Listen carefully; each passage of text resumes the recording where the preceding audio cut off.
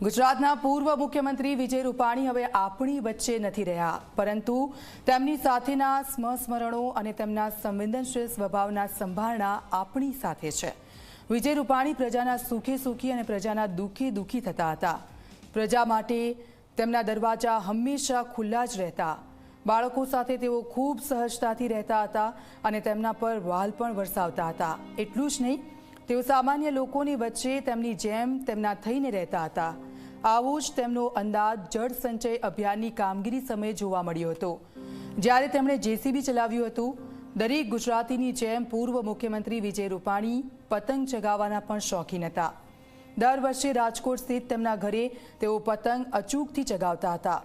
તેઓ હંમેશા સાદગીભર્યું જીવન જીવતા અને જ્યારે વીવીઆઈપી કલ્ચર દૂર કરવા માટે વાહનો પરથી લાલ લાઇટો હટાવવાનો જે નિર્ણય લેવામાં આવ્યો હતો, ત્યારે વિજયભાઈએ તેનો સહજ સ્વીકાર કર્યો હતો અને ખુદ પોતાની ગાડી પરથી લાલ લાઇટ હટાવી લીધી હતી।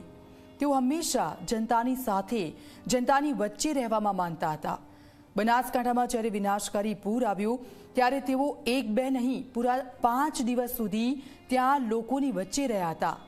ગ્રાઉન્ડ પર જઈને સ્થિતિની સમીક્ષા કરી હતી અને લોકોની સમસ્યાઓને સાંભળી હતી। મેયર, મુખ્યમંત્રી, સાંસદ, ભાજપ પ્રદેશ પ્રમુખ સહિતની જવાબદારીઓ તેમણે ખૂબ સારી રીતે સંભાળી હોવા છતાં તેઓ હંમેશા વિનમ્રતાથી રહેતા હતા। વડીલોને, કાર્યકરોને તેઓ ભૂલતા નહોતા। મુખ્યમંત્રી બન્યા ત્યારે પણ તેમણે પૂર્વ મુખ્યમંત્રી કેશુભાઈ પટેલ સાથે ખાસ મુલાકાત કરી હતી અને તેમના આશીર્વાદ લીધા હતા। પૂર્વ મુખ્યમંત્રી વિજય રૂપાણીનો આ સહજ અને સરળ સ્વભાવ જ તેમની ઓળખ હતો, જેને તેમણે આખું જીવન જાળવી અને જીવી જાણ્યો હતો।